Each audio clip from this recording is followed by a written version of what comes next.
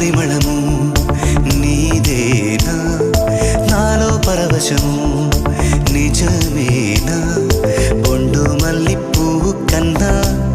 తేలికగు నీ సోకు రెండు కళ్ళు మూసుకున్నా